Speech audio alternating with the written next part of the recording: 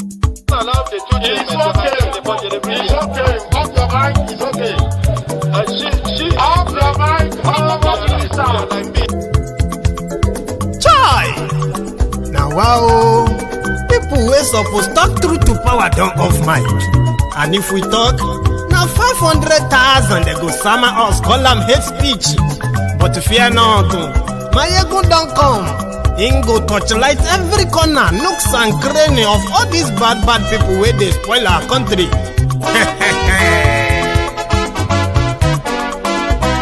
So my people make we laugh, oh, yo, yo. Maiyegun don't come, oh, yo, yo. My people make we shout, oh, yo, yo. Maiyegun don't come, oh, yo, yo. Maiyegun don't come, man of the masses, oh, yo, yo. Maiyegun don't come, oh, yo, yo. Maiyegun diary politico, oh, yo, yo. Maiyegun don't come, oh, yo, yo. This one not the off in mind, oh, yo, yo. Maiyegun don't come, oh, yo, yo. And in the touchlight every corner, oh, yo, yo.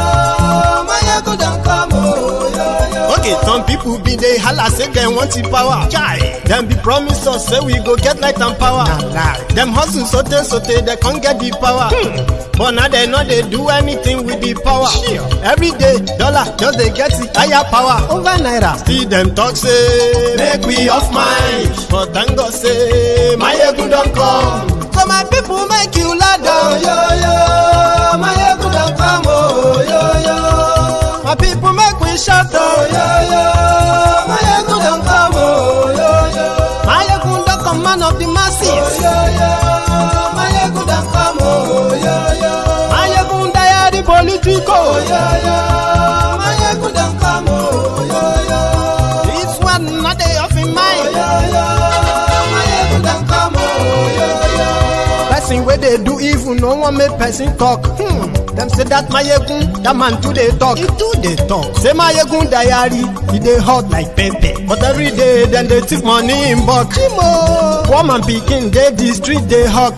Still them talk say make we no talk. But thank God say Maiyegun don't come. So my people make you laugh, oh, yo, yo.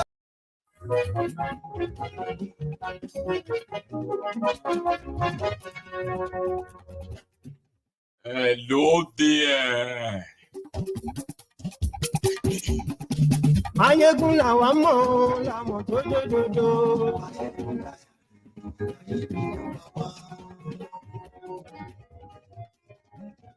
Maiyegun làwa mọ̀, làmọ̀ tó dòdòdò.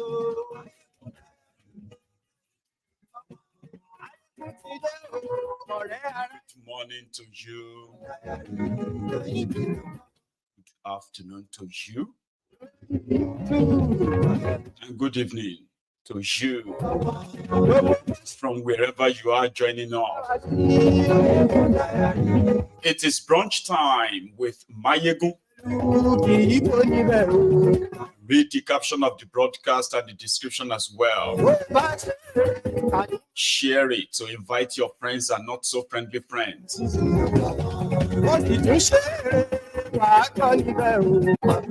Easily tell everyone that.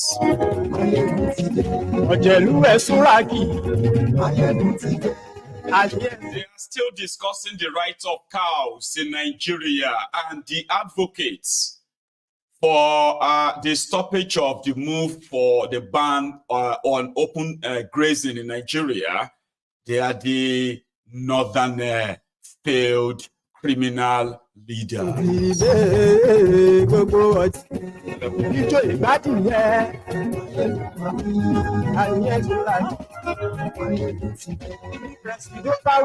Cows have rights. It's a Yuguda.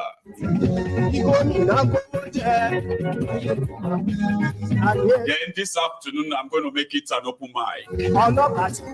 Which means wherever you feel like you have something to say, You can call in because the conversation is also going to be about the Nigerian passports. Share this broadcast.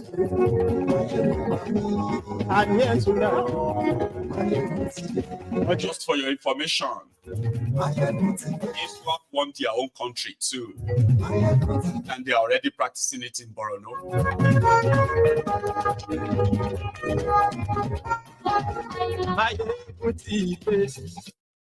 Thank you.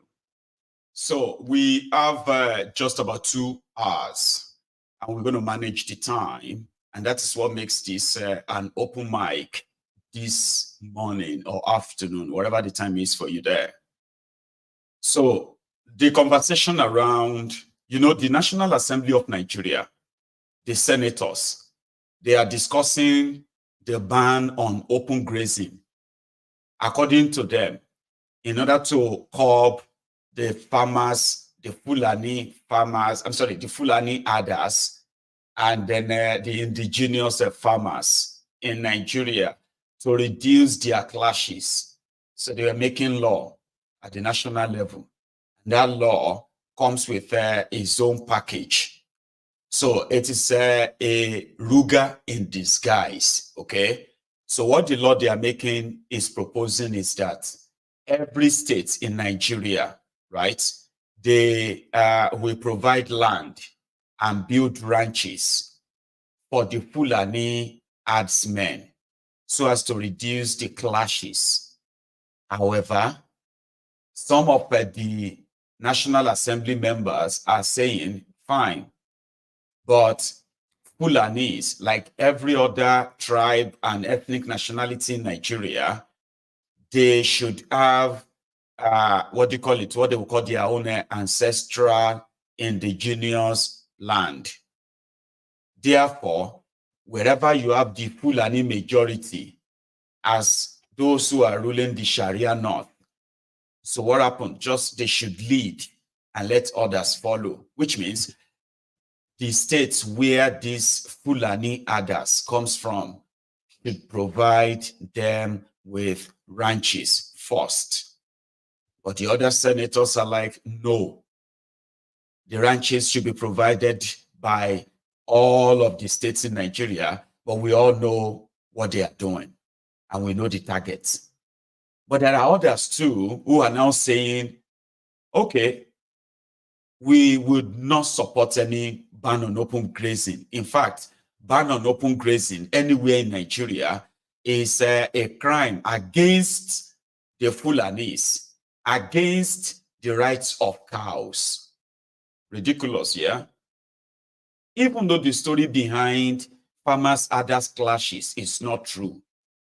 Because from the time immemorial, the only victims we have been seeing piling up, including women and children, these have been the farmers and their family, their entire household. We haven't seen the victims of the clashes on the part of the Fulanis whenever they report farmers herders clashes. So we know that is not true. The main agenda is land grabbing, to grab land wherever they can, using the instrumentality of one Nigeria, and people kind of know. And therefore, a lot of the people have rejected that idea, except for politicians who are playing about, trying to massage the ego of the Fulani warlords in Nigeria. But I mean, still, the Fulani warlords are not satisfied. They are not satisfied that they are making law to, number one, maybe protect the Fulani herdsmen, the real herdsmen, protect them from those who are killing them and stealing their cows, and then protect the farmers at the same time. They don't see it that way. By right, according to them, the Fulanis have every right to move about because the law of Nigeria says every Nigerian have the right to move about in Nigeria, anywhere they want in Nigeria, they and their properties, goods and services. So that is now that is what brings about the right of cows. And that is why the ban on open grazing at the national level is likely going to be shut down. Listen to Issa Yuguda, the new guy speaking on the matter, explaining to us what we probably didn't know about this. Before you go, of course, we know the heated debate that's currently ongoing about the bill before the National Assembly concerning open grazing. I'd love to know your take and your position on it. Well, the issue of open grazing or closed grazing, do I say is an afterthought? Because where were the previous Nigerian governments when the livestock that we've had since the creation of Nigeria, where have they not been seeing the livestock milling up and down? Are they not aware that the population of the animals are increasing? Or are they not aware that human beings are giving birth on a regular basis? The white man, when he came, quite all right, he established cattle routes from Sokoto to Lokoja, from Maiduguri to Oturko, and then the cattle route from those towns to Calabar or Port Harcourt is 50 meters setback on the right side of the road, 50 meters setback on the left side of the road. Because then cattle never go to the southern part of the country because such a fly would not allow them to live because it was not eradicated. And we see the white man also, after Lord Lugard finished the conquest of northern Nigeria in 1907, he wanted to set up a government. After setting up the government, there was no, he has to start collecting tax. And who was the first victim of taxation of the white man? It was the Fulani man. That is what they call jangling, cattle tax. And that is what started the economy of Nigeria. Because the correspondences are there in the office of the Secretary to the federal government. Any person who wants to go and have access to the records to read, let him go out there and read. You see where, after collecting the revenue, you write the King of England, I have collected so from jangling. I want the balance of so for my capital and recurrent expenditure. And that is what happened until around 1914, when other sources of revenue, including tax, groundnuts, hides and skin, and others, became a source of revenue for funding government. So, and the injustice on the Fulani man started since then. And what is that injustice?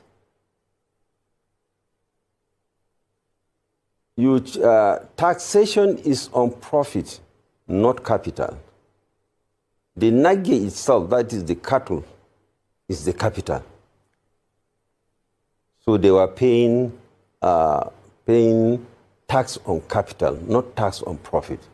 So you can see the so-called, to quote Opabio, the gun-carrying Fulani, had his setback right from day one. But at that time, he never carried AK-47. So, and this thing continued. And of course, you can see their experience has been very bitter. Some of them are arrested by police for doing nothing, and they are told to sell their cattle to be released. Some of them, the alkalis, and so on and so forth. But to be fair, the white man established cattle routes and grazing reserves all over Nigeria. These cattle reserves, cattle reserves, and then routes are there gazetted as official documents, and they remain so. But we all know this veterinary research firm was established because of them, for their cattle, because The cattle had to be well before they can impose tax on them. So they kept them, and they kept them on their transhumance, traversing from north to south, north to south. But not until much, much later, when Abuja started as a federal capital, almost all the northern Fulani herders ended their journey in Abuja. That's during the dry season. This is where they come and spend the dry season because there is sufficient fodder and also there is sufficient water before they go back to the northern part of the country. With Abuja, almost the whole of them went south. Because the stories of the deprivation of the Fulani is just a very pathetic story. On that point. And of course, since independence, they have been serving as the only means of protein for the country. They move up and down. The government is seeing them. Government has intervened in agriculture, clearing fields for planting, like Nalda. They buy fertilizer, they buy this, they buy that, but not animal husbandry. So this unfortunate professional group were left on their own. Well, so it is appropriate now that government has come to... Hello? I'm just talking about the bill. I say it's appropriate now that there is a bill that is going to lend support for their being resettled in those grazing reserves, especially for those that are not being occupied or inhabited by their fellow Nigerians. And the cattle routes, there is no how you can have a route now. No how somebody leaving Otuko to come to Maiduguri, those cattle routes are no longer there. They have been overtaken. And you can see the experience of the Fulani being their animals killed, their children killed on the way. So it's a tragedy, and it is a welcome idea that... Nuisance, Lele. Nuisance, Lele. Man, I was actually, I was raging watching that. So let us take him point by point so that it won't sound as if we listen because we wanted to respond. Sort of. No, we will respond to the lies. And that is how they love to mix up their lies and their story. That was how Nigeria history of Hausa, Fulani, Hausa, Yoruba, Igbo, three major ethnic nationalities of Nigeria. They are suddenly changed to Hausa Fulani, Hausa Fulani. Now today, almost those who are supposed to be Hausas themselves would rather actually appear as Fulanis. This is how they tweak the history. That madman said, the Lord Lugard, he said in 1907, Lord Lugard, okay, started taxing the Fulanis. And that was what kickstarted the commercial taxation, the money they even used in building Nigeria before other discoveries. This is the lies they tell. There was never a time, when Lugard was called back from the Gambia to come and lead the northern part of Nigeria. And at the time, there was nothing called northern or southern Nigeria. It was just like a northern protectorate, wherever, and this at the time. And northern Nigeria was such a drain that on record, northern Nigeria administration was drawing money from the UK, from the British government here, from British taxpayers, just for them to balance up their yearly budgets. At a time when they finally matched northern Nigeria and southern Nigeria, ladies and gentlemen, it was even actually matched because at the time, it was just for commercial purposes, which is to bring all the farm produce meant for exports, meant for Britain, to move them down the south. So administratively, northern Nigeria, southern Nigeria never came to existence until 1914. So they brought Lugard back to come and see if he can change the fortune, because there was still some part of northern Nigeria, like what's that one called again? Is that called the Emir of Boroguno? The Kanemi Empire, the Borno Empire at the time, they were not under the British rule. So to bring all of them together and tax them was done by Lugard for the sake of saving northern Nigeria. And it wasn't Fulani cows they were taxing. Maybe among all those they taxed. They were asking farmers to part with a percentage of their farm produce, no money. Do you understand that? That was how people were paying taxes to this British at the time. So when it comes to administration and then running the place, northern Nigeria has always been a drain. I am telling you the truth. But likes of Isa Yuguda, they would tweak the history so that it can now be like, because there are those from northern Nigeria today also whose criminal leaders have told that the reason why oil in southern part of Nigeria belongs to them was because before Nigeria discovered crude oil, that the money from northern Nigeria, groundnut oil in northern Nigeria, was the money used to develop the oil rigs in Niger Delta. Their criminal leaders told them that. They wrote books about it. Yeah, they told them that, you see, before Nigeria found oil, they were using our money to fund Nigeria, which is never true. Northern Nigeria is a drain. Historically, from northern Nigeria fortune, there were two group of people.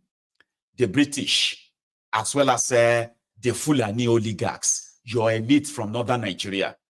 How come that suddenly the groundnut pyramid disappeared after independence? Because the groundnut pyramid, or whatever you want to call it, they were not cultivated, harvested by the criminal leaders from northern Nigeria, right from their sultan. They've always been like chancers, freeloaders, scavengers.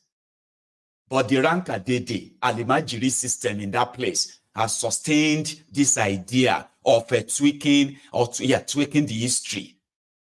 And no matter how ridiculous it sounds, there's no penny of Nigeria, if you have to put it, used in setting up the oil rigs in Nigeria. But there are those educated morons from northern Nigeria that believes that the reason why the oil in Niger Delta is their own is because their parents told them that they use groundnut money to build the oil rig in Niger Delta. Do you understand that? That's part of this now. They tax the Fulani cows. Lugard taxed Fulani cows to fund Nigeria in 1907. That's not true. Again, the madman also said the Lugard created grazing routes and cattle colonies all over Nigeria. Do you know that despite the fact that we've been having this conversation for the past 8 years of APC, there's nothing we have not heard about grazing routes, cattle colony, grazing route. This madman said Lugard created grazing route 5 meters. She said 5 meters away from the highway, which means if you have the expressway now, 5 meters from it is meant for cows to be moving. Okay? But because Nigerian government abandoned that, they did not let people, the Fulanis move their cows on the side of the road created by Lugard. Also, they said Lugard created cattle colonies all over Nigeria. They said Lugard, white man, created grazing routes from Borno to Calabar. They said the white man created grazing routes from Sokoto to Lagos. But do you know something? Despite everything they have shown us that white man did, including Lugard, there is no record anywhere that in Nigeria, there was a map of, route for cows ever. There is no one that has shown to us a proof that there was a single cattle colony created during the colonial time, any part of Nigeria. I mean, we all know if you go to Lokoja, you will see the office of Lugard. Office of Lugard is in Lokoja. Yes, Kogi State. Dilapidated building like that, where Lugard perpetrated all of his criminality. How come that these criminals who are twerking the history, there are even some of you from the southern part of Nigeria, you somehow have bought these lies because they've been said many times. Nobody has presented any proof that, okay, there was a time when Awolowo became the premier of a Western region. Till tomorrow, people can still show you everywhere that Awolowo had farm settlements. Most of those farm settlements today, they have been sold off.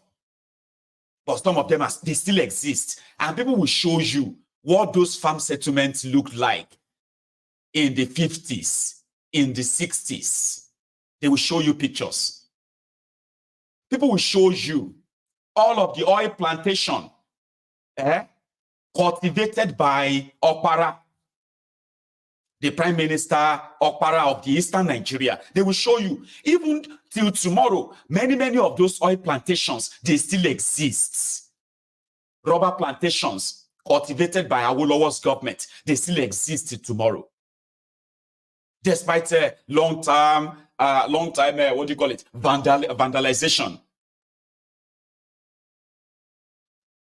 Till tomorrow, after the colonialists, they used the northerners, northern farmers, the Hausas, the Kanuris, all of these guys there, used them for hard labor. And they used them to cultivate different kinds of products they wanted, including groundnuts. The moment they left, nobody, not Amadu Bello, none of them was able to, not Tafawa Balewa, none of them could replicate that during their time as leaders of northern Nigeria. None of them. Go and look at all those pictures of the pyramid. These were pre-independence. Because the typical northern criminals, they do not create, they do not really build. Usually they destroy. And I'm not sorry to remind you of that. And they are so comfortable to tell stories. I would love to see the map of that route created by the white man that allowed cows to be moved from Sokoto to Calabar. I would love to see that, because that's the argument. Where do you want us to put our cows? Wherever you want, not on our land. If you want to trade in cows now, buy land, open ranch, create jobs, make money, pay tax. So the story of they use the Fulani cows taxes to build Nigeria. How? And how come they have not been able to use that same taxes, right? Then it was like that entitlement of the government has been giving money to agriculture. So if Fulanis who have been in government for donkey years and who have looted Nigeria blind, if the Fulanis who have been in charge of all the ministries, you call them defense and all that, if they have not been able to support their fellow Fulanis through their agricultural schemes, support programs, so now that they have to pick up guns and kidnap us, kill us, because it is our fault that the government is not building them schools, is not, I don't understand. So yeah, I don't know how far that will go. Their law on open grazing and all of that. Here you get. But trust me, they will do everything to shut it down. As usual, they do believe that though. But we are waiting to see how far it goes. So back to Zamfara, where their governor, right, the one that succeeded Patawale, that is the current Minister of Defense for States. Yeah, I think that's where Patawale is. Is it not like Mini Junior? Badaru is the Minister of Defense. So Patawale is, Junior. So that's the former governor of Zamfara State, the guy that told everybody that Zamfara gold belonged to Zamfara, while Bayelsa oil belonged to Nigeria, right? So he failed, and the guy who succeeded him, so he said they have been negotiating with the terrorists, even though he met a totally captured state, Zamfara. So listen to this. Complain that negotiations are going on with bandits behind your back. Absolutely. Absolutely. Who is negotiating with the bandits in your state behind your back? And why are you not being carried along with this? That is the $1 million question. And at a point, I had to really come out and say it clearly, because while we're trying to take care of the situation, somebody, somewhere, somehow, behind our back is negotiating with the bandits. As a governor of a state, without my knowledge. Do you know who's doing this? Well, to some extent, yeah, we do. Have you escalated it to someone higher? In fact, when the situation really got bad, I had to meet Mr. President and complain one-on-one and explain the true situation of what Zamfara is all about or what it's facing in terms of the security situation. It's really troubling to think that something like that, because I have heard you and other governors from your region straightforward say we are not negotiating with bandits. How many times are you going to negotiate? On what basis? But complain that negotiations are going on with. So it was the Minister for Defense, so Minister of State for Defense, which is Junior, Patawale, who allowed the Fulani terrorists to take over his own states because they were looking for gold. And he became their godfather, right? While farmers were slaughtered and farms were destroyed. And openly we can see farmlands turned to mine, like gold mine, where they are mining different kind of things. And the guy boldly came as their governor. I mean, the terrorist was massive. And as the governor, the guy came on TV to display bars of gold. And he said these were the golds from Zamfara. The guy took these bars of gold. And he said that he was going to go and bank it for the Zamfara people in Dubai. And that was the last time everyone saw that.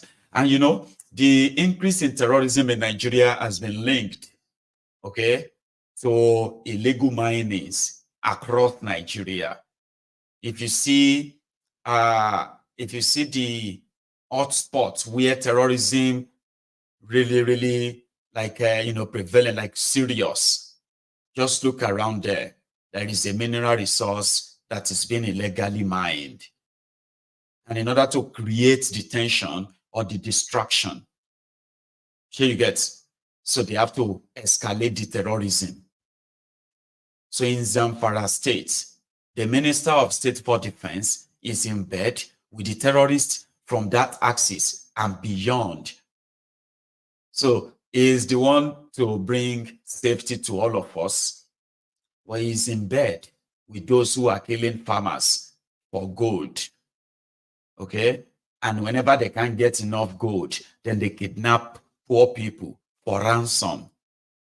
And the reason why, even if a policeman is shot in Aba, their media will escalate it just as it should be, right? But the terrorists in northern Nigeria, they are killing policemen They are killing soldiers. They are killing these guys just like it is nothing. And the media will just raise it like 15 policemen killed in Sokoto, 12 policemen killed, 4 policemen killed in Benue, 4 Kiniko because they were killed by the terrorists. It doesn't really raise eyebrow. It actually attracts different reactions. Unfortunately, Nigeria currently, you remember I told you that, or I'll keep telling you, okay, that to start with, Borno states were supposed to have 27 local government areas. The only functional local government, the functional local government areas in Borno state, they no reach 12. More than 15 local government areas in Borno state of today is under the control of the terrorists. I'm talking about people who are living normally. Let me give you an example of what this is like. Just assume that, which one is the area that is pretty much popular? I'll use Lagos. The one that you are going to be like, no, I really, really want you to please imagine this. This is one imagination when if it kill you. And an imagination if you open your mind to what it is in Borno State. So, you know, Lagos State has 20 local government areas, Abi, and 37 local council development area, Abi, making it 57. So let's say that 57 now, okay? They are all local government areas with the administrative block like that, okay? 57. Now, I am actually going to stick to the 20. Let's use 20. So I can mention major local government areas. And all of you from that area, you can just imagine if those areas are not Lagos, Borno, but you are there, your children, your family, your everything like normal. Okay, you are supposed to be part of Nigeria behind. Let's say all of you living in areas like Ajegunle, local government, Araromi, Ifelodun, local government, what's that place called again? Or those of you living in K2, okay, K2 local government, is it called K2 SCDA or something, right? So those of you who are living in, Onigbongbo, local government, like Onigbongbo, Maryland, down to K2 area, going to Mile 12, and then those of you from Ikorodu local government area, all of you under Ikorodu local government area, okay? So let's assume that you are in Lagos, so you are Nigeria, okay? But you are not part of Lagos. Lagos state government dare not come to Ikorodu. Lagos state government and Nigerian government dare not come to Ajegunle area. They dare not come to Lagos Island, kind of. But the only functional place would be like Ikeja. Okay, let's say Ikeja, which is the seat of power. Then you have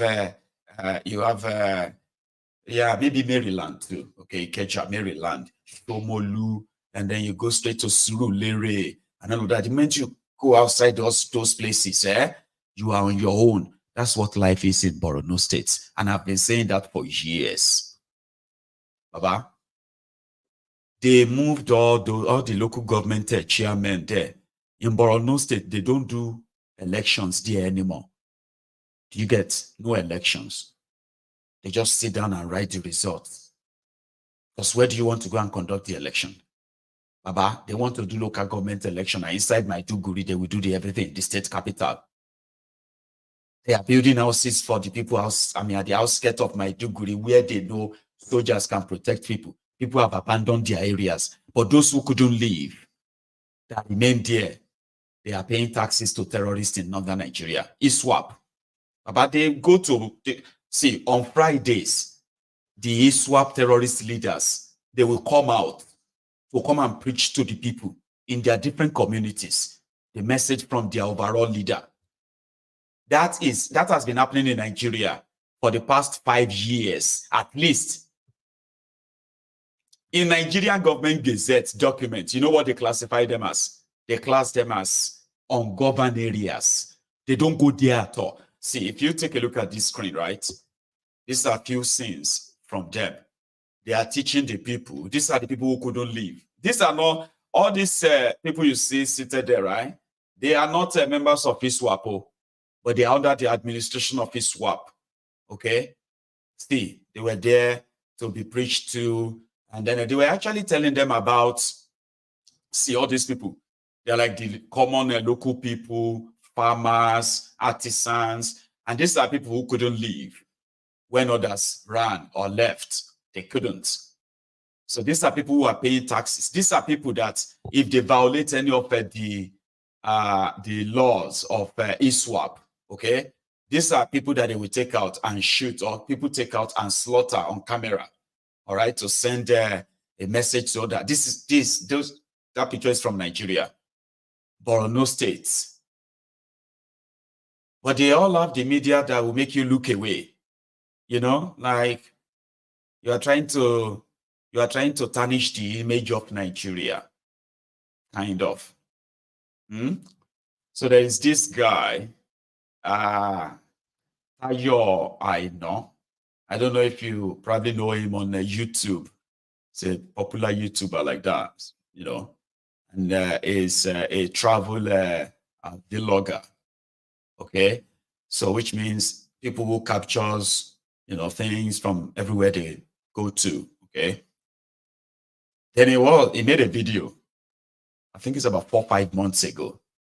Somehow the video, a part of it just made its way. Okay, he had a cut of it and then shared that on Twitter, X, Twitter now X. So he shared that to remind everyone how he got St. Kitts and Navis citizenship with $150,000. Baba. The next thing, okay, yeah, in that video, he says something like, this passport, okay, will take him to over 150 countries and without any harassment. Okay. The next thing, the typical fake Nigerians, the liejiriyans, they just pounced on him. Anyway, it worked for him because he made that video go viral. But it wasn't actually anything new. From time immemorial, we have seen why a lot of us wanted a different passport.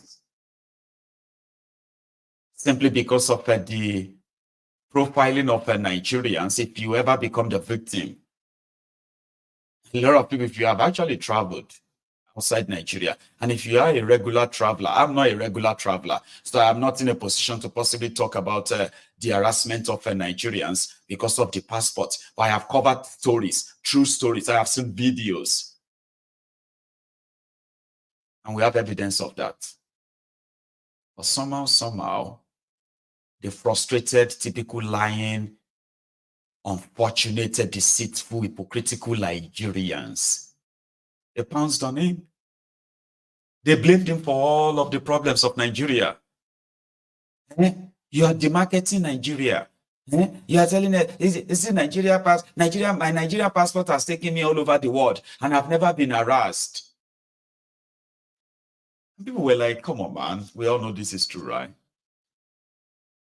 So if the guy is making a content out of that, why are you pretending that he is not saying the truth? Why are you pretending that your reality, that fake illusion that some of you are living, like some of you actually do believe that Nigeria, the rest of the world don't know Nigeria or what is going on inside Nigeria. So the hypocrisy stinks. However, I trust others too who would never let that slide. Okay? So is he talking about, is it talking about the situation of Nigeria that demarkets Nigeria? Or the actual criminals who are carrying out the degradation and the destruction of Nigeria? The gaslighting is always there. Okay? But you know, the deceit about so many of these one Nigerianists is that they always love Nigeria from abroad, from far away. Many of them are Americans with American passports. Many of them are British, Canadian, and the rest. Many of their children are like Nigerian, American, Nigerian, British, American, Nigerian, you know that stuff. But whenever they want to tell you or want to display their hypocrisy, their lies, they will tell you how much they love Nigeria, and that is from abroad. They will deny all of the abnormalities happening in that place. They will deny it. They will say, yeah, but you shouldn't be saying it, okay? We should not be, it's going to demarket our country. It is not what you are saying that demarkets your country. It is what those criminals and what you are doing. They blame themselves too. They blame others. All of you. Are you not the one who is destroying Nigeria? Are you not the ones who are those who are carrying cocaine? Are you not the ones who are doing this? Baba, it is the same thing you are talking about. You are a Nigerian. And every time you carry that your green passport, there is a stigma you are carrying about. I am coming from a drug dealing country. I am coming from Islamic fanatic terrorist country. This is me. And you can't hide that. The world knows that. To make the matter worse, una can't allow a drug dealer, a drug baron, terrorist sympathizer, the two of them, they are your president and your vice president. The world knows. The compromise on your criminals who are in charge of your country, the world knows. And your politicians, they don't believe in Nigeria. If there's any politician in Nigeria today who does not have the citizenship or another passport, which they have always been easily acquiring for the past 25 years, and even before that. Before that, some of them were sending their wives to America, to countries where if you give birth there, your child is going to be citizens. This is like something they are doing. I'm talking about those in charge of Nigeria. If you see any politician who doesn't have the passport of another country, or their children or their wives doesn't have the passport of another country, maybe they just joined their politics a year ago. Seriously, I'm talking about those top shots. I'm not talking about those crumb beaters, those their foot soldiers. Bokwari Aisha and her children, they are all British. Bukola Saraki and his own family, they are all British. This other guy, Ekweremadu's children, they are British. There are so many of your politicians like that whose children are either British, German, French, Americans, Canadians, and the rest, because they don't believe in Nigeria. It's part of the goal. The moment you don't hit them, you need to guess your family something, though. Dear Zani, your former minister, she is a citizen of another Caribbean country. They all do that with your stolen money. But it is the vlogger that is talking about it that hates Nigeria, that is demarketing Nigeria. Guess what? Majority of those who are also tackling the guy, they are Americans, they are British, they are, they all have their own different passports. Some of us, we are going through what ordinarily, if we were given choice, that we would never want to pass through just because to get a second passport, something that you believe. A lot of us who left Nigeria will probably have returned back to that place as well. I'm talking about some, maybe not all of us, yeah. Some would probably have gone back with waiting their eyes don't see for this abroad. But because it remained 1 year, It remains 2 years before they will now become a normal citizens. And then once they become citizens, right, then they become a new person. A lot of them are here. They are waiting for their own citizenship and their passports. Because Nigerian passport is not a pride. It shows, even though you may not be part of it, right, but you are from there. So the majority of them, when they are abroad, I can understand those of you in Nigeria, you know, I understand you.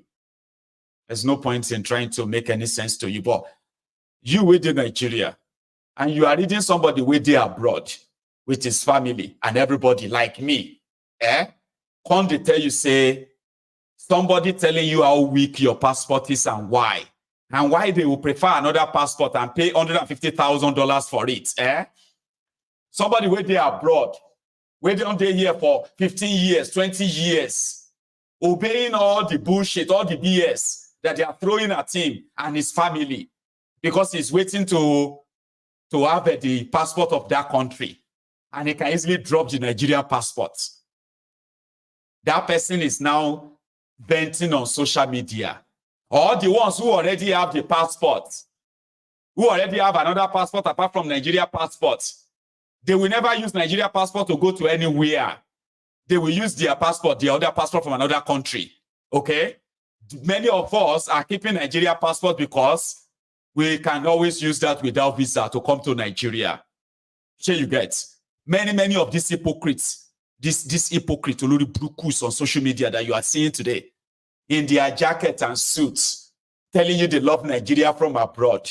They are angry that somebody is telling them that it will, he'd rather pay 150,000 naira for another citizen, for citizenship of another country, so that can give him access to all over the world without visa. And some of them who have been abroad for 30 years, all because they wanted to be British, they wanted to be Americans, they wanted to be Canadians.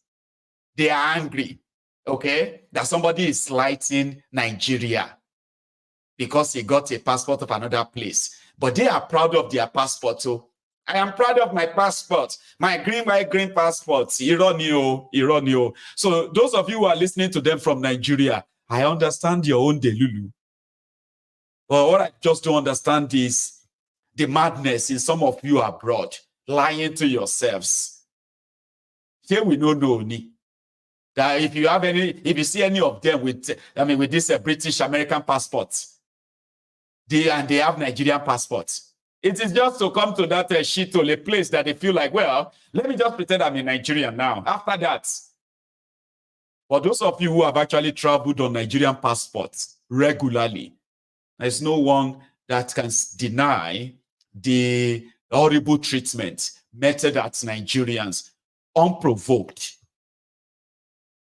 Hey, stand apart. Hey, you, here. People have all of these experiences.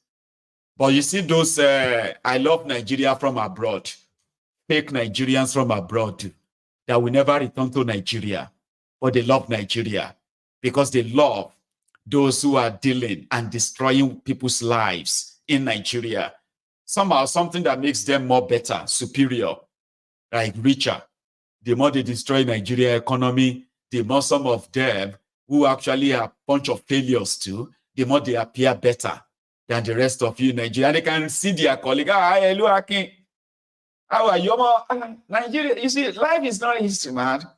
You see, my brother, yeah. You see, America too, we are just trying to, because in Paddy go begging for $100, so he's a big man. Let me tell you something, that country, we must pray to God, okay? See, even me in America, I know that Nigeria is going to be great one day. Sure you get. Don't worry, I'll send you $50. So you see, that's how I help people in that country. I just, people are hungry in Nigeria. May God just help them. Those who want to feel good, want you to remain in that shithole. They want you to, they want to appear superior to you. And therefore, they love Nigeria from abroad. But when they are all waiting, we are all waiting. For those of us, for those of you who never get their second passport, you are all waiting for. I just grab them as a safety net. Oh, let me get my residency. Oh, I don't want their passport. I just want their residency. That's a safety net, kind of, Abby. But they are loving. They are condemning the guy. But well, the guy is doing well. One of them is this guy on your screen. I think she's I don't even know if she's a lady. Shakirat Oluwatosin Raji Awoniro Aye. All those loving Nigeria from abroad, right? So since I have been traveling from Europe to Middle East, to Asia, to America, my green passport has never made me to be humiliated. You people, you know your audience truly.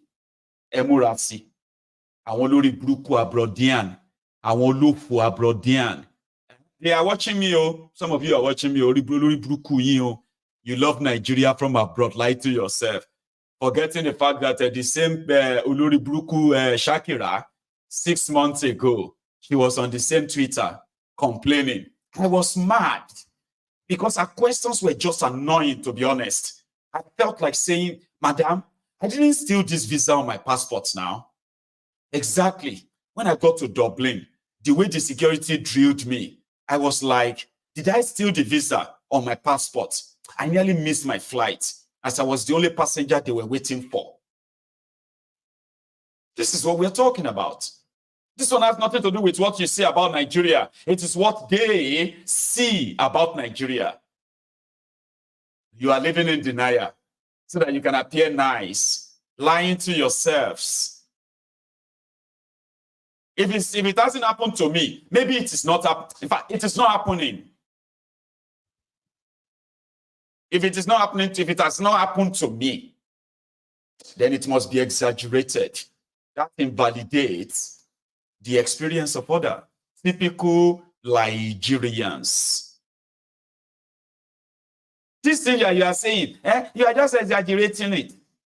Let us just pray for that country, okay? You cannot sit abroad and be asking people to come and to go and stand up and fight their leaders. You cannot be sitting abroad. That is somebody that loves Nigeria from abroad. Bunch of liars. Let something happen to them. Oh my God, they will be the loudest. They will be the loudest. It could be like, say, make the sky collapse and crash and, crumble and crush everyone. So, Auntie, why are you hyperventilating? Can you imagine? How about this country? Auntie, but this is not new. So don't wait till something happens to you before you actually acknowledges it and condemns it. Don't tactically indirectly support something that will eventually happen to you, because even if it is happening to you and you are denying it, it will never invalidate the experience of others. So you might tell me what your own experience has been if we have a chance of calling in today, okay? But here is something from someone talking about what they suspect as the culpability of the rogues in government on this ongoing demolition, destructions of properties is view. Listen.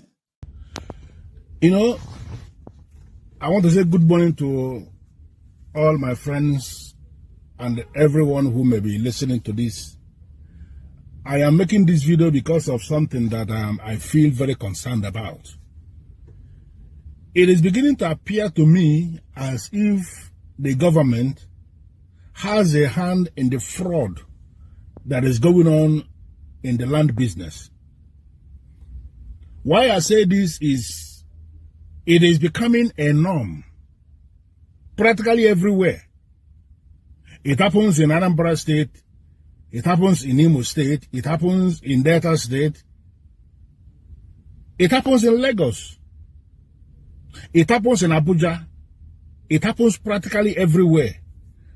And by the time you start looking at it, you will have every evidence to believe that government has a hand in it.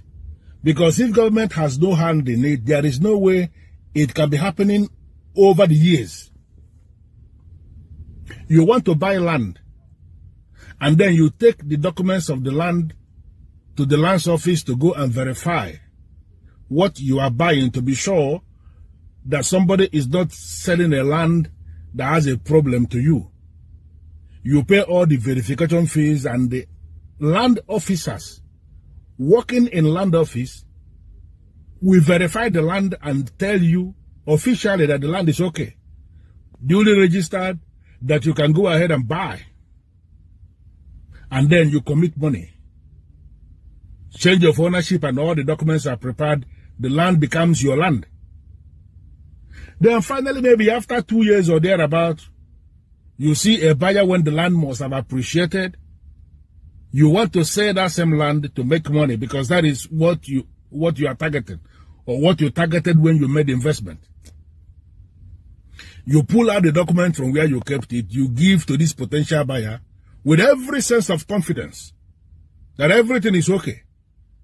For the person to go and verify from the land office before paying you, that same person goes to the land office, and another group of officers still in the same land office, after collecting verification fee from that man or woman, will tell the person that the land has a problem.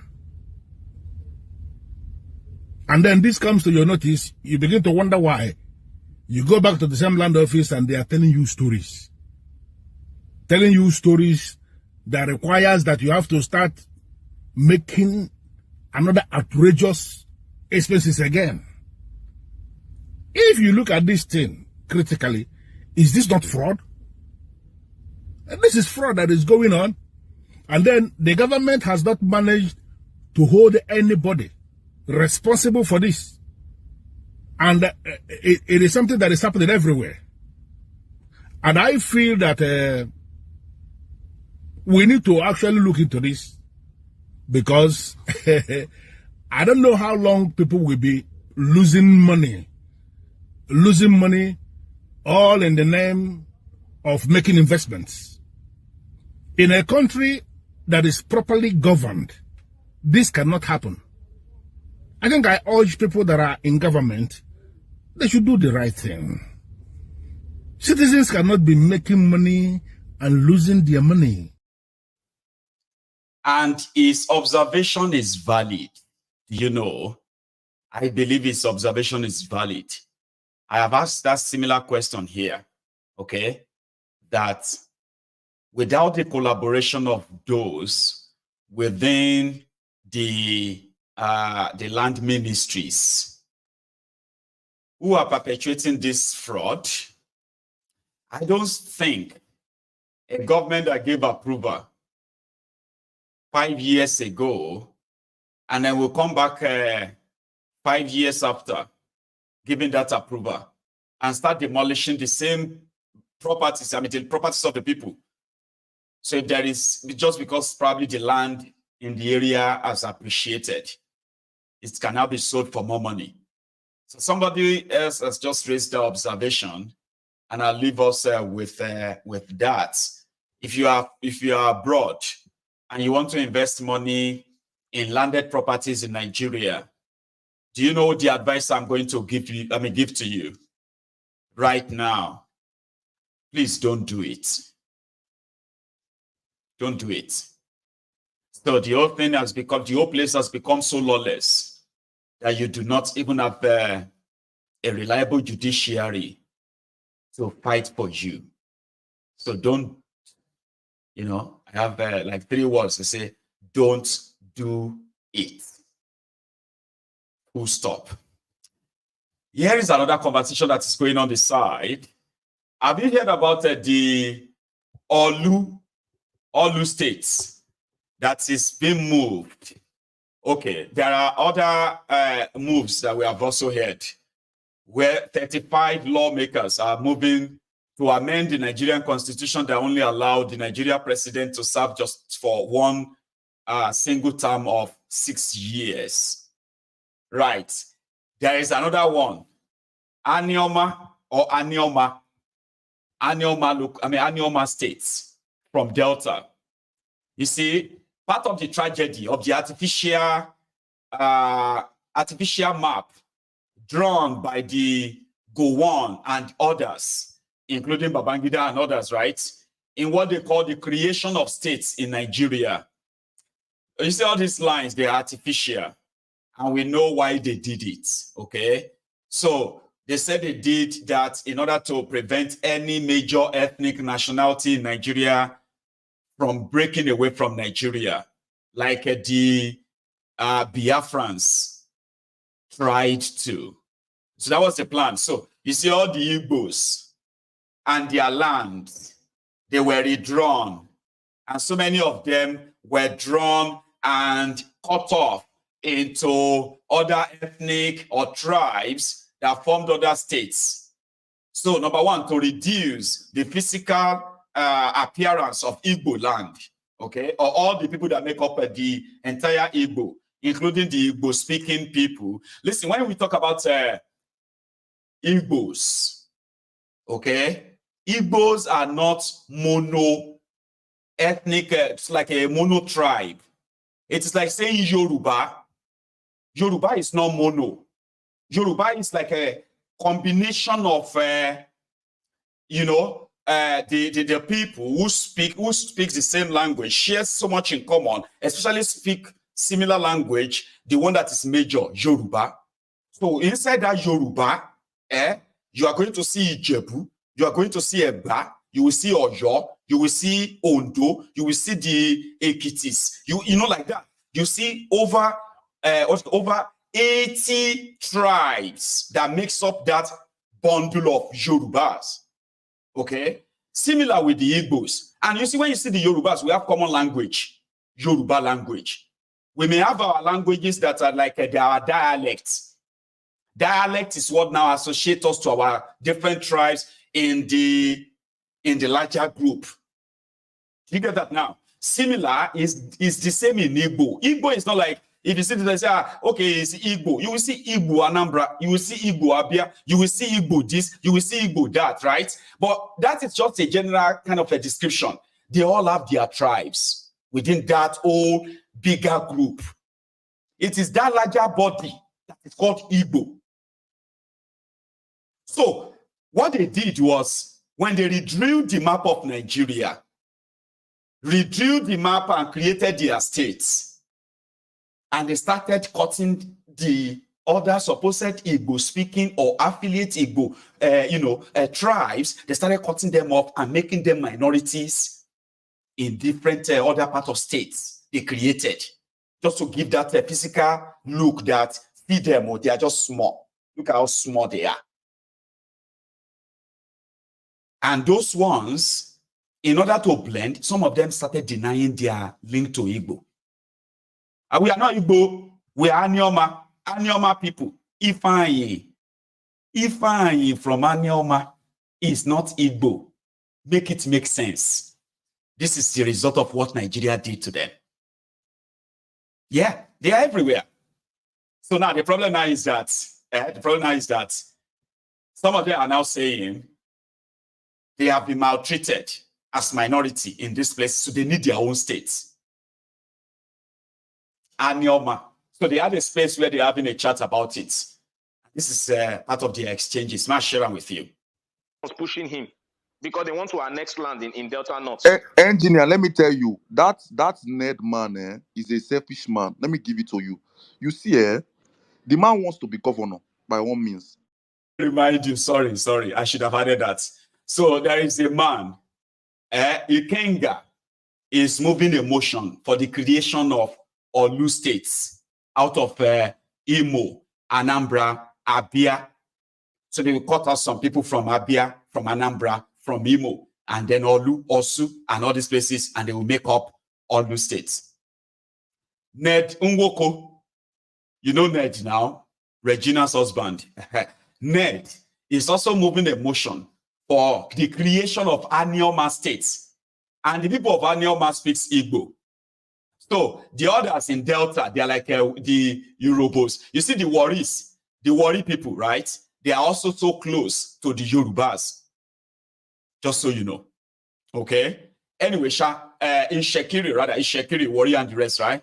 So what happened now is that fusing all these people together, some now believe that the Yorubos, I've been at the Jaws, they are trying to override them. They are the ones in charge, so they need their own states. So Ned Nwoko, who somehow will say he is not Igbo, like an Ifeanyi from Aniom, I would say he's not Igbo. So Mboko now feels like they need to create Igbo states for them out of Delta because they were not supposed to be part of Delta. And some people from Delta who are not Igbos and those who are Igbos, some are addressing the issue as Nedumoko want to come and divide Delta because he's a selfish person. And now they kind of are now talking to Ned like the way they will talk to the Igbos that they say are always problematic. So Ned wants Igbo states now out of Delta states. So listen to the convo. Pushing him because they want to annex land in Delta North. Engineer, let me tell you, that Ned man is a selfish man. Let me give it to you. You see, the man wants to be governor by all means. And he knows that in Delta we do zoning, that the governorship has to rotate between the 3 zones. And now it is in Delta Central. He knows that after Delta Central, it will go to Delta South before he comes back to Delta North. And he knows that by the time he comes back to Delta North, he'll be too old. So the stupid man... 82 years by that time. Exactly. So the stupid man wants to go and let us create states so that when the state is created, you try and run for governor. Then, because he was the one that pushed for the state creation, he will get sympathy votes. The man is a crook. I just look at you and just laugh. See, my brother, let me tell you something. And it's high time. This is why I've been saying it. Delta North, you people may not understand what is going on in Delta North, but there is an attempt right now, as I speak, to not only annex territories in Delta North, the same attempt is being pushed in River State in the name of one stupid Orashi state. That same attempt is being pushed right now. So Delta North people, I cannot speak for you because I'm from Edo State. I cannot speak for your people. But I beg you in God's name, protect your identity, even if you are going to have your Anioma state. Oh boy, if this Delta State is in the South-South region, why should Anioma State come and now be given to the Southeast region? Let them form their own Southeast state now. They said they proposed Olu State, Adada, Etiti State. Form it from your own Southeast. What are you looking for in Delta North? And Delta North, I will round up with this, so shine your eye because it is happening before your very eyes. We have seen things now that are happening in your areas, how they are trying to change history, how they are trying to annex areas, and some have even gone as far. I started declaring, as I speak to you, if you go to your civil service today, and you can agree with me, in Asaba right now, a lot of foreigners are coming into Asaba to collect jobs in civil service. They are denying you, the Delta North people from Ukwani, from Ika and Co., the opportunity to work in your own civil service. People from Anambra are not coming to occupy your place. They are coming from Ebonyi, coming from Abia. So before you know what is happening, give it 100 years, 200 years from now, they will take over your land. They could not shine in my eye. I hid my mic. Yes, boss. I finished speaking. Okay. No, Acha, go ahead and speak. So, what's everyone do is everyone ask Vivian where she come from first. That's like the business. Where are you from, Vivian, please?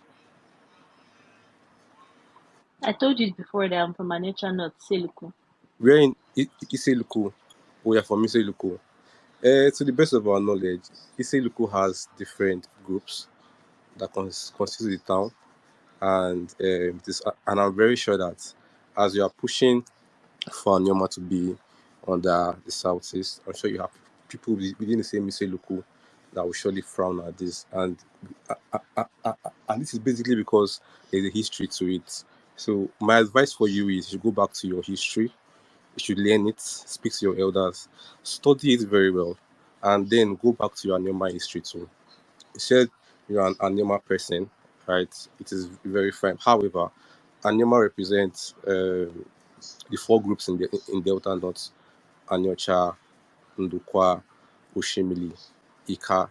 I can tell you categorically that for the Ikas, right, for the bulk of us, we don't want to be part of anything that has to do with being in the Southeast or being with Igbo. I can tell you for a fact.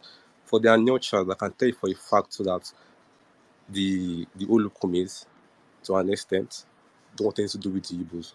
So my advice to you once again is to go back to your history, speak to your elders, speak to people around you so you can learn and understand. Because I believe that if you do this and you learn it. Well, Odogo, to be fair, you can't tell for a fact that a particular tribe wants to be part of anything because you're just one man speaking. You know, when you come and like me, I gave my own opinion, right? I gave my own opinion, and this is how I view things. So you coming here to say, oh, for a fact that you're generalizing, you know. So I think you should go back and do your research. I don't think I And if you want realize to it. make a point, make a point. You don't need to tell I me, oh, said I should do any I'm research or giving not. you an Because I, even if you I'm, look at history, history favors I'm the giving you bad. an advice. Don't give I'm me any giving you an advice. advice. Just make your Go point to your and go. elders, learn your You history, know, that's the and thing don't with come Nigerians. You them up. cannot make a point and just Thank make you it very make much. a logical. The The thing with car, Nigerians, they can't come in the and car make will a never be logical part of point anything that has to without do with being it. violent. You know, Vivian, I go don't back get to it. your history and learn your history. Stop disgracing people online. Thank you very much. So Odogun Acha, thank you. So Diopa Solomon, you're having a network issue. Well, you're having a network issue. Yeah, but can you hear me now? Yeah, you're audible now. Yeah, you're audible now. Okay, you see, one thing is for Ned Nwoko to come up with that, he has to consult people, which he did not do. For the ICA, I don't know about other people, but we have a social cultural group. We have our meetings, the Ogwaika, where decisions are taken, binding on all ICA people. And this night, I've spoken to the head, collective head, Osifo, Mr. Sunday Osifo. I've spoken to him this night. He said he's not aware the ICA people were not consulted. So I think that is even dead on arrival if it comes to ICA. I don't know what the other people, and I'm sure Ndokwa, because I do follow Ndokwa people, the Ukwani people, and I know they will kill that bill. But for the other communities, I don't know. They will have to take their decision because it's a democracy. But I'm quite sure that the Ika people have options. The last time we talked about Midwest, the Ika even alone can form a nation, can form a state also. We have the land, we have the people. So if you match the Ika people both in Edo and Delta State, but everything has to be they have to be consultation. You understand? Even if you want the community to join you, you need to consult them. So Ned was wrong, and that will create a lot of problem for him because I, on my part, have started sensitizing a lot of people, and I've told many car people to sensitize a lot of people, and so that's all I have to say. All right, thank you very much. All right, thank you very much. Diopa. So Odogun Acha, if you want to add some more, then you can speak. Sorry, I want to still go for Vivian again because after going through her page, she's not from Misiluku. She's from the same town as. Can you hear me? Yes, you're audible. You're audible. From the same town as Edifix, and that's not Misiluku. And this underscores the problem literally. You don't know where you are from, and you're so bold saying Anima should be under Igbo. Like, this underscores the problem you are having right now. So please, please, please, please, go back to your elders and learn from them. Thank you very much, Vivian. But Oforishe, like when I invited you for this space, I know, as I said, you are a member of PDP. So I was just interested in knowing the conversation that went on amongst PDP people, being that was pushing him because they want to annex land in Delta North. Engineer, let me tell you, that Ned man is a selfish man. Let me give it to you. You see, the man wants to be governor by all means. Did you hear that? Now that's a conversation between young people. And from their conversation, you could easily hear it loud and clear, the divide and rule that exists in Nigeria. And most of the time, this is more pronounced in the generations of Nigerians that were actually born in the 60s, 70s, and 80s. Unfortunately, they are older now. One of them is repeating one thing on TikTok before my time run out on that video, that audio you listen to. And that person who is also still listening, he said, the Igbos needs to mend their way. No minority group will follow them. So I didn't want to go for him right away. So what I did was could you please tell me that thing about the Igbos? And he came back to say, the Igbos are too greedy. the Igbos, that is why nobody want to follow them. I'm like, well, can we all kind of drop all this BS, all this nonsense? It's so getting old now, okay? From those of us who have been following events pretty much, right? The Igbos, they want to leave Nigeria. There are Igbos that want to still stay in Nigeria to see what they can gain or grasp from it. But you see these two categories of Igbos. The first category are the criminal politicians, like you have them in your own place too, right? They still want to have their own taste or bite of whatever is left of Nigeria, okay? Then you have the citizens, I mean, them and their supporters. Then you have the citizens who are already dying, asking for Nigeria to just give them a referendum so that these two groups can actually meet and sort it out. The Igbos can meet those who want to stay and those who want to leave. They will sort themselves out in a referendum. And Yorubas, Hausas, and the rest of us who are non-Igbos, right? We will never be part of that decision. So it is from that decision that you will know if you are a minority or majority, Abi. If you are those who wanted it or you don't want it, no be so. That is what Nigeria doesn't want to happen. And it is understandable why. But if you now say it is the greed of the Igbos, that is why nobody wants to have anything to do with them. That sounded more like the same bigoted line of Tiknumbu's supporters. The bigoted Yorubas, the bigoted Abobakus, those who are calling their fellow Yorubas Somoale for not supporting a drug dealer.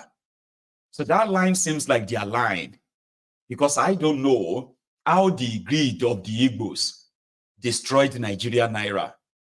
I don't know how the greed of the Igbos, what do you call it, escalated terrorism in Nigeria.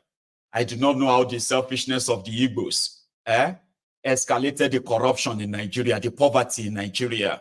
I mean, if I have seen that, maybe I would probably agree that the Igbos need to mend their way now. The Igbos, they've not been those in charge of, I mean, you have the names of all those who are destroying Nigerians and Nigeria lives there. So that line of the Igbos must, then he says something about, bros, it's like you have never dealt with the Igbos. Reset. I said, well, you are not different from the same retarded Igbos, bigoted Igbos. That probably they have one experience or two with one Yorubas or two, then and automatically the rest of us are the same. So if some of you are so that kind of like daft, then it's a lot. I mean, it is a lost battle to try to want to see if we can bring some of you back from this mental destruction, the divide and rule. Some of you actually enjoys it. The Igbos need to bend their way. The Fulani Hausas, right? They've ruled Nigeria for 47 years. The Yorubas, the Jaws, they have ruled Nigeria for nearly 16 or so years now. Okay? Yorubas and the Jaws, Hausas and Fulanis combined have ruled or ruined Nigeria, destroyed Nigeria in 64 years. But you know something? The Igbos need to mend their way. The Igbos need to do better. Okay? They are the ones that has to do better. So when you repeat that kind of a thing, you are not different from your fellow Igbo bigots. Okay? They too, that will kind of look at us and say, the Yorubas are this. You see, this is why I don't trust all the Yorubas. The Yorubas are betrayers and you are not different. And there's pretty much nothing we can do to actually save you, people like yourselves. But the reality here is this. We know those who are dividing and destroying Nigeria, looting and then ruining Nigeria. And all of them, they come from all of our tribes, including the Igbos and Yorubas, and from every other tribe like that. So if you are one of those who still feel cool pointing fingers and makes you feel better, I may not be able to help you better. Sure you get. But if it makes you feel better, that's good. Okay? So if there are those who are supposed to mend their way, for example, now, many times I have proven it on this platform, okay, to say it is very foolish of you to stand up and think because somebody comes from your tribe or somebody is from your religion, okay? And then when they started going, when they have fingered out as part of those who are perpetuating evil, and then suddenly you feel like it's an attack on you, you must be very foolish. It's like people saying that every now and then, I mean, I've seen some foolish people, right? I've really seen some very, very foolish people, okay? Who come out and said, can't you see that all these Igbo people always attack Tinubu? As a Yoruba man, we cannot always let them attack Tinubu. That's an attack on Yoruba people. I'm like, oh, tell me about it, me darling. So if I say Tinubu, that means that I'm attacking Yoruba. And as a Yoruba man, that's not right. Hey, Yahweh. Beti wa Yahweh. She gba asylum law. She gba bitotin test opolo law. Telo gba wosan. If in this day and time, you are angry because somebody is telling you exactly how Tinubu and his gang, they are destroying you, destroying your life, even without touching you. And what you can pick out of it is that I cannot let them always, you don't know that that's what they always do. They cannot do this to a Yoruba man. What is shape for him? I swear, or etiya wirima, or sir. Unfortunately, etiwa unfortunate too. Because the real people that are victims of the bad governance, you see the Yorubas there, Abi, and they are not getting anything special. The same shege, they are serving them. And right now you are upset that somebody is calling Tinubu out. You are angry because you are a Yoruba. Unfortunately, you take you know. Etun bimo. Bimo. Unfortunately, etun bimo saye. If they are saying something about Buhari, if it's an attack on the North, we know that these people don't like the North. That's why they are attacking Buhari. Damboro babansa, Shege bansa. Alaye epeti jae. Call your neighbor to go yoba. Epelon jae. It was under Buhari that children, women, they were dying, being kidnapped, sold as sex slaves. But you are upset because the Yoruba man is talking about Buhari. Because it's because the Yorubas don't like the Hausas. They don't like Fulanis. Really? I have seen that many times. And to some of them, the way to fight back is to kind of say something horrible. You people are, you know, just to make themselves feel good. You are saying horrible things to yourselves because of those criminals. That's a shame. It's a shame. If there are those who should mend their way. Me, I believe now that Buhari did not represent Northern Nigeria, nor did he represent any Muslims, right? I 100% believe as well, and I know and I have the proof, okay, that Tinubu doesn't represent the Yorubas, and it doesn't have any connection with the Muslims. So if you're a Yoruba man or a Muslim, and you are feeling offended because somebody says something about Tinubu, enjoy your moment of madness, okay? Because after all of that, reality will set in. And when that reality sets in, you realize that Tinubu don't give a shit about you. Like Buhari didn't give a damn about you in the North. He came, he saw, and he buried many of you. Right now, he's there like an effigy. You are still battling with what he did. Tinubu won't be president forever.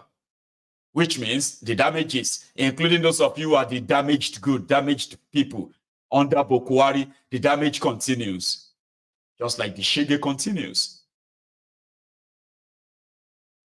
Nobody is wishing Tinubu evil than Tinubu himself. You won't fix Nigeria, you rig election with hundreds of billions of naira. You can't get the power, can't appoint thieves, praise singers, as leakers, as ministers. Those ones also appointed as leakers, praise singers, as PSSAs. They can't feed all of now with propaganda. Propaganda le wanje. But the way to do it, na propaganda, na vibes and inshallah. Then because they have nothing to give to you, they turned it around and said, you don't wish Nigeria well. some Olori Brukus will also come and ask me, hey, okay, what is the way forward then? As if to say it's ready to actually move forward. People will say they are so proud with their chains. Their mental slavery, the mental slave, the chains. They are so proud in carrying it about with their big get. Empty pangoluets. On what solution? So what is now the solution? The solution is that if I tell you do it, Abi. If I tell you do it, so just go out there as you're watching this video, take your phone and walk out there now and look for any of those rogue politicians, drag them by their neck, make the video and send it to me. I'll tell you what to do next. That will tell me that you're actually going to do what I say. If anybody asks you what is now the way forward, tell them, go out there, grab your senator, buy the collar, and say, Maiyegun, this is Akpabiole. The what? This is Akpabiole, is the thief. This is the Senate President of Nigeria. He's a thief. So what should I do to him? Then I'll tell you to leave him. So that means you are ready. Anything apart from that, you know, you cannot save those who don't actually see themselves as captured. You can never free those who don't see themselves as slaves. You can never free slaves who love their chains. And when they jump in and decide to start asking you stupid questions about their freedom, no, they love their oppressors more than they love their lives. Okay? They will lynch and kill for their oppressors. So do not listen to them when they ask for that, okay? Until the time they will no longer be able to. As for the Anyoma debate, as for the Igbo debate, nobody is asking anybody to come and join them in any country. In a referendum, you will participate if you want to. There's not going to be anyone that will say you are this, you are that. No.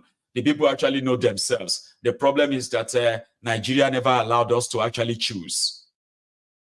Nigeria never allowed us to choose.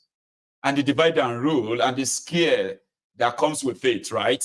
They were enough for some people to just keep their head low. And then they will use them whenever it is convenient like this. But I like the conversation. A lot of you are going to find out who you are for real. Hello. Hello, Maiyegun General. This is the African Wahala. The African Wahala. Prince Adewale from Canada. How are you, Baba? I'm fine, I'm doing very well, brother. Great. Thanks so much for joining us, okay? Yeah. Even though we are almost done, we only have just about 20 minutes to go, but yeah, let's do it. The African Wahala. Oh, yes, sir. Thank you. I won't take time. Thank you for the show, and thank you for giving us a medium to speak to people, because that's what the call-in section of the program allows us to do. That's right. It gives us the opportunity to talk to those guys on TikTok, for example, that are still mentally enslaved. So one of the prime examples that these politicians divide and conquer you, because you don't even know they do it to you, is when Tinubu came out with the slogan, "Èmi ló kàn." What that meant was, it is my turn to be the president. And we all understand that Tinubu's only reason for wanting to be the president is for his own personal reasons. He wants that presidency to be on his resume at the end of his life. That's all. The only reason Tinubu wants to become the president is so that he can maybe brag about it, even though it makes no sense, because as a very old person, who are you going to be bragging to? Are you going to be bragging to your grandchildren or your friends? Oh, I was once a president. Nobody cares. It's completely useless. But let's forget about that. When Tinubu went to the palace of one of the fake kings in southwest Nigeria, the Awujale of Ijebuland, when he got to that palace, he said, "Àwa ló kàn." So let me give you the difference. "Èmi ló kàn" means it is my turn. "Àwa ló kàn" means it is our turn. So basically, him saying "Àwa ló kàn" to the king in Ijebuland is trying to bundle all the people together to come support him, because it's not my turn, it is our turn as Yoruba people. Just to give them the connection to it and give them sense of belonging. Yes, do everything exactly. to make that happen. Exactly. And of course, the king, the fake kings, well, their job is to kiss the asses of these evil politicians, and they will tell their subjects. They expect us that are as educated and exposed as this to be their subjects, and they will tell us to go and vote for APC.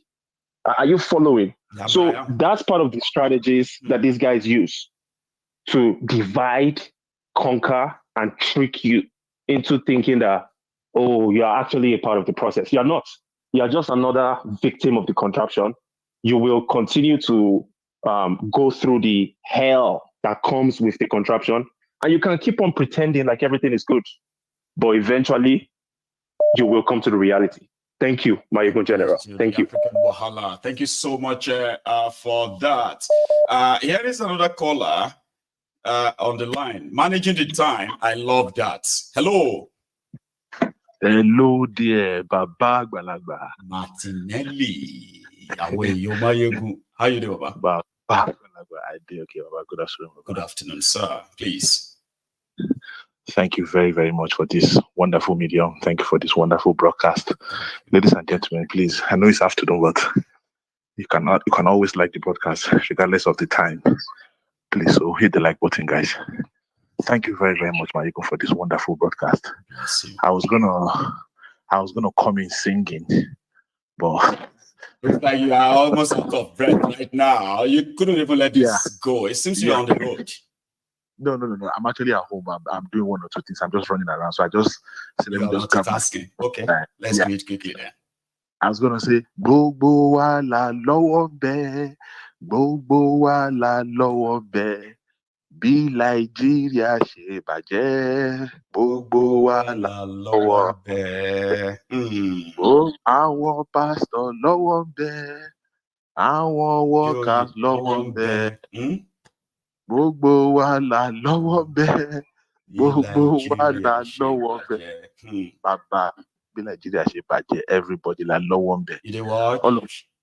Everybody when they talk say, oh, this country is too corrupt, it's too kineko. You are flying from America. Before you left America, you were on the queue. There were like 20 people in front of you. You didn't complain. You followed the queue, you scanned your passport, you went through. And all of a sudden you got to Nigeria and there are 5 people in front of you. And all of a sudden you're in a hurry. You're looking for they start to quickly bypass you to pay. And you are complaining that the government is corrupt. What is the color of your problem? What is the color of your problem? Everybody is shouting, we should create new states. We should do this. We should create new local government. Ladies and gentlemen, the local government that are existing before, how many schools do you have there? How many hospitals do you have there? Ask them how viable they are. What is going on in the existing local government and the existing state? What is the level of security in the states that you have already that you want to create new states? How is creating new states? How is that going to improve the economy of the nation as a whole, or the economy of that particular region that new state is going to be created? See, Martinelli, 33 or 32 states, right, cannot pay the minimum wage that the people are asking for as we speak. In fact, 24 of them are currently owing their workers from months to years of unpaid 30,000 naira minimum wage. But let's create more states. And Maiyegun talking about it is the problem. Yeah, that's the problem. That is demarketing Nigeria. What we are doing right now, we are demarketing Nigeria, not what those guys are doing. I really don't have much to say as always, Baba. You always do the magic one way or the other. You always see our minds, and we just call in just to tell you that we hear you and we appreciate everything you do. Thank you. Thank you very much, Maiyegun. I really appreciate you. Nice God bless you. You have a good night. You too. Yeah, nice one. So that's Martinelli, guys. Just like a drop by, say hello. Meanwhile, we were all celebrating the Oriental. What was that? Oriental Derby. I think it was called the Oriental Derby. Okay, and that was between the Enugu Rangers and Eyimba of Aba. At the last minute, as beautiful as the day was, ladies and gentlemen, it got ruined at the last minute when it's believed a false penalty kick was awarded. And this, the players of Eyimba staged a walkout from the game. And it was towards the end of the game. So they spoke to them to come back out and calmed everyone, but they didn't. So at that point, their supporters invaded the pitch. And it was a hell let loose. Something that kind of remained a stain on that day. But it didn't take shine off it. It was a beautiful day and remains so to talk about for a long time. So I have something from it, but I have a caller on the line. Let's kind of have a chat quickly, then I'll show you. Hello. Good afternoon, Maiyegun. Good afternoon, sir. How are you? I'm good. This is Adeza from Edinburgh. Adeza, how are you today, sir? I'm good. And you? I'm very well. Thank you. Thank you for the good job you are doing. Thanks so much for being part of it. Keep it up, my brother. Yes, sir. Yeah, looking at what is happening in Nigeria, the creation of states that some of them are agitating for. The question they should ask themselves, the state that already exists, and how viable are those states? Some of these states, as you analyzed before, like in Borno State, are taken over by insurgents. Same The thing in state has Niger no State. control. I've not come up with the real data from Niger, but Niger State too, right?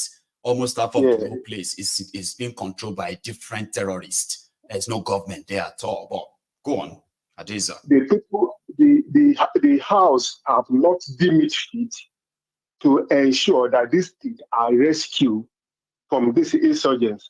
Do you know the food insecurity that we are having today is that's what caused it? Yes. Because most of those states, like Plateau, Benue, and the rest, that do produce food in mass, they are now taken over by these insurgents. So the production of food becomes so low that cannot even serve the state, talking of going to other states. So all these things, this major issue that the House is supposed to tackle, they will not do it. It will come to something that does not matter, thing that does not even get any head at all. So that's why you discover that, there is a saying that idea rule the world. These people, they don't even have idea at all. Talk less of deficiency, they don't have idea of what governance is all about. So I think it is a time for the state to begin to call these people back home. I think that is because that is in one of our constitutions, I think section 50, that you can call them back home. Yeah, the recall process. Because, these people, from the look of things, they have no idea of anything. You are still saying just now that how 50 people were killed, farmers were killed in Kaduna. Yes. These are issues that are supposed to be the top burner in Nigerian House. How to rescue the citizens. They will not be talking of that, talking of national items, talking of issue of cow. At this age, people are saying that the cow, there are too many that cannot be killed in one place. You can see the kind of people we are dealing with, animal mentality. So I think the challenge we are having now is that until Nigerians come together, irrespective of their differences, because these people, they are not ready to leave the power, they are not ready to go. The only language they hear is violence. And they can only overpower when it is 2 or 3 people. But when everybody comes in mass, they cannot overcome everybody. Like the issue of labor, I told you already that when labor call off the strike, they have already failed by calling off the strike. Without getting anything. We can't get it off based on promissory notes. I want to let you know that if they want to come back for that strike, now government will hit them. Because government now, they have already decided what to do to counter them. Because the other time, they took the government unaware. The government did not know how that will go. And it was very efficient and effective. In the last 10 years, we have never had a strike that stand that way. If they want to come back now, Tinubu will mobilize the security men to clamp down on them. I'm just telling you the truth. That is what's going to happen. Let's watch over and see. Well, And we are those waiting who for are them today to say something. yeah. They said that they cannot go on strike today. They are waiting for Tifnum, but it's a lie. They cannot go on strike today because their president is in Switzerland. He needs to come back. If they go on strike, it will be shut out. See selfishness there at Deza. But they are saying they are waiting for Tifnumbu's decision. That's why they can't do anything for now. But it's because Algeria is in Switzerland. If they should go on now, airports shut, everywhere shut. That is not good for the optics. You know? Why will you travel at this critical time that they are looking for? They going to conference in Switzerland? When you are talking of idea, you are talking of leadership. It goes beyond all those things. Understand? You are doing something. I know that it's a deadline for it, and you are traveling at that period. Yeah. Can't you forfeit it for the purpose of which you are fighting for? It's all lies. So these are the type of leaders who have come in all respects. I just pray that our people, they will wake up from that slumber, because many of them are taking fear for faith. They are taking fear for faith. I'm just telling the truth. It's fear. They are taking fear for faith until they all wake up. If they are waiting for those of us who are in diaspora to come and start it, I don't think they will achieve results. Waiting eternity. I know. Let them start it. They that are there, that are directly having the effect, let them start it. So I think that's just my contribution. So I just want to thank you for the good work you are doing. You are really exposing and also making people who don't know what is happening to even know what is happening within them. God bless you, man. Thank you, my brother. Have a good day. And you too. You have a good one, okay? So yes, I was talking about the escalation towards the end of Rangers and Enyimba's game. So a photojournalist was reported to have lost his camera in the old melee, in the old stuff, right? And then one of the fans who saw it returned it back to the Rangers headquarters. And that is massive. We are talking about a camera that, according to the value, they said it's like over ₦1 million camera, digital camera that they lost within the whole thing. Lost and found. Returned. People, this proud Rangers fan picked this camera on Sunday and he just returned it. He's here today at the corporate office of Rangers International Football Club. If it's not highly very grateful. We've got in touch with the person who made the camera, Momo, and I know he will get across to you. Okay? But for us at Rangers to appreciate you, we will first hand our jersey over to you. This is for you. This is what we expect from our fans, from our supporters. So this is for you. This is for you. Thank you so much. Yeah. Thank you. The person you will get. Then when I have your number now, so we'll keep in touch. Right? Thank you. Thank you. Wait, let me get your daughter. Let me get your daughter as well.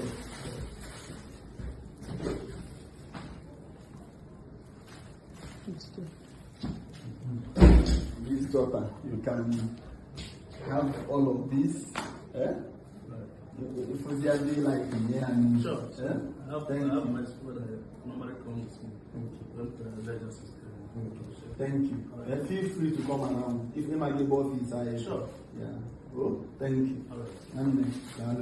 Thank you. Yeah. Oh, that kind of a thing you will see, you'll be like, oh. Anyway, thank you everyone for your time. So I need to go grab Akinola for he's going for a swimming class. Okay, so I'm going to see you later this evening. But there is going to be a replay of last night's broadcast. If you missed it, you can watch it in the next few minutes. It's coming up. Thank you so much, and you all have a wonderful afternoon.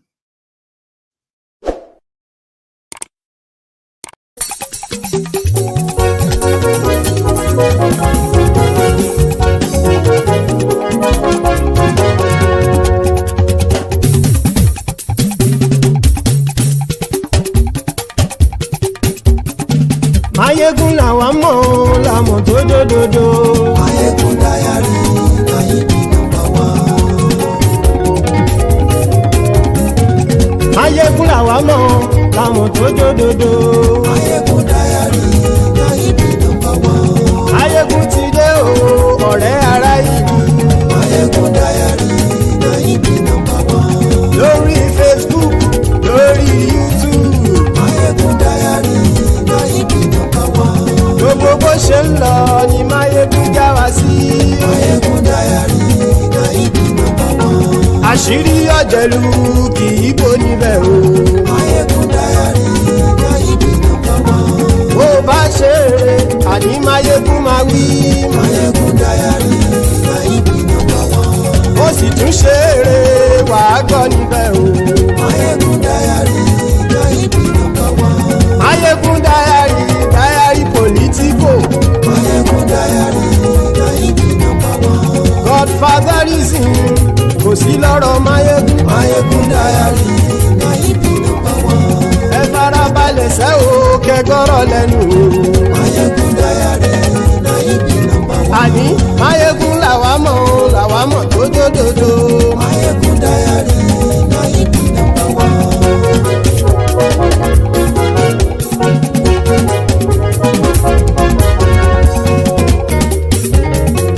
Àní ẹ̀sùn ràkì. Maiyegun ti dé. Maiyegun ti dé. Ọ̀jẹ̀lú ẹ̀sùn ràkì. Maiyegun ti dé. Àní ẹ̀sùn ràkì. Maiyegun ti dé. Lórí Facebook. Maiyegun ti dé. Àní ẹ̀sùn ràkì. Maiyegun ti dé. Lórí YouTube. Maiyegun ti dé. Àní ẹ̀sùn ràkì. Maiyegun ti dé. Bọ́ bàbá gbé wúrẹ́. Maiyegun máa wí. Àní ẹ̀sùn ràkì. Maiyegun ti dé. Ijó ìgbádìyẹ. Maiyegun máa wí. Àní ẹ̀sùn ràkì. Maiyegun ti dé. Pẹ̀sìdó bá rúfin o. Maiyegun máa wí. Àní ẹ̀sùn ràkì. Maiyegun ti dé. Kí gómìnà kówó jẹ. Maiyegun máa wí. Àní ẹ̀sùn ràkì. Maiyegun ti dé. Ọlọ́pàá tí ń darí bá. Maiyegun máa wí. Àní ẹ̀sùn ràkì. Maiyegun ti dé. Aṣòfin tí ń rúfin o. Maiyegun máa wí. Àní ẹ̀sùn ràkì. Maiyegun ti dé. Òpùrọ́ olóṣèlú. Maiyegun máa wí. Àní ẹ̀sùn ràkì. Maiyegun ti dé. Ọ̀jẹ̀lú ẹ̀sùn ràkì. Maiyegun ti dé. Àní ẹ̀sùn ràkì. Maiyegun ti dé.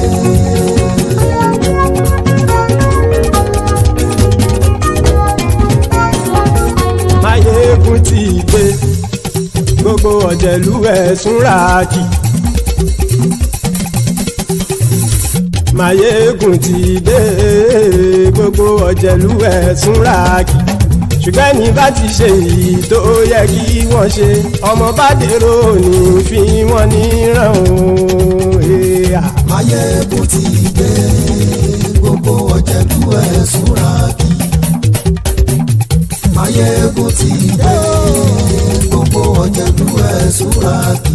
Ṣùgbọ́n ní bá ti ṣe èyí tó yẹ kí wọ́n ṣe, ọmọ bá dèrò ní fi wọ́n níran. Wọ́n fowó bẹ́ẹ̀ o. Maiyegun ó sọ pé wọ́n ò fẹ́ bẹ̀. Wọ́n fowó bẹ́ẹ̀. Maiyegun ó sọ pé wọ́n ò fẹ́ bẹ̀.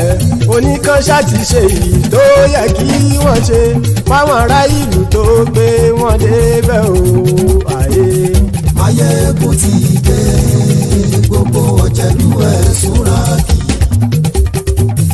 Maiyegun ti dé. Gbogbo ọ̀jẹ̀lú ẹ̀sùn ràkì. Ṣùgbọ́n ní bá ti ṣe yìí tó yẹ kí wọ́n ṣe, ọmọ bá dẹ́rọ̀ ò ní fi wọ́n níran. Kì máa yí ṣe eré, ọ̀rọ̀ yìí kì í ṣe ẹ̀fẹ̀. Kì máa yí ṣe eré, ọ̀rọ̀ yìí kì í ṣe ẹ̀fẹ̀. Ẹni bá ti lè lẹ́bọ̀ lẹ́rù o, ọmọ bá dèrò kàṣàyè tú wọn síta. Maiyegun ti dé. Gbogbo ọ̀jẹ̀lú ẹ̀sùn ràkì. Maiyegun ti dé. Gbogbo ọ̀jẹ̀lú ẹ̀sùn ràkì. Ṣùgbọ́n bá ti ṣe yìí tó yẹ kí wọ́n ṣe ọmọ bá dẹ́rọ̀ ò ní fi wọ́n níran. tẹnitẹni ọmọ Máyégún ọ̀rẹ́ ara ìlú mọ̀mọ́ ni mo fọlọ́hún sọ ẹ̀ bá kìlẹ́bù lóòótọ́ olódodo ìlú ọ̀tá ìlú mọ̀mọ́ ni ìwọ ṣá máa ń ṣọ́ra kò sì mọ́ bẹ̀rù bọ́tà lè rí bóníṣègùn lé káwọn mọ̀mọ́ fi ṣera wọn ni ó ti dẹrùn tí wọn ò gbọ́dọ̀ sì mọ́ bẹ̀. èèpo ọ̀gọ̀ lọmọ bá dérò tàjẹ́ ò gbọ́dọ̀ jẹ́ ó ti dọba lórí abínú ẹni kò sì mọ́ bùyà àìsíwọ́lu ní ẹnìkẹ́ ìgbódì ẹyin lábàrá o ó kó ẹni tó bá dán wò á kàmù Máyégún ti dé gbogbo ọ̀jẹ̀lú ẹ̀ túnra kì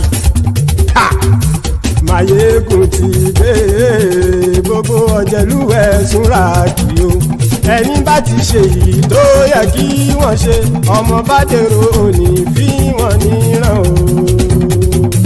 Máyégún ti dé gbogbo ọ̀jẹ̀lú ẹ̀ túnra kì Máyégún ti dé gbogbo ọ̀jẹ̀lú ẹ̀ túnra kì ṣùgbọ́n ní bá ti ṣe yìí tó yẹ kí wọ́n ṣe ọmọ bá dẹ́rọ̀ ò ní fi wọ́n níran.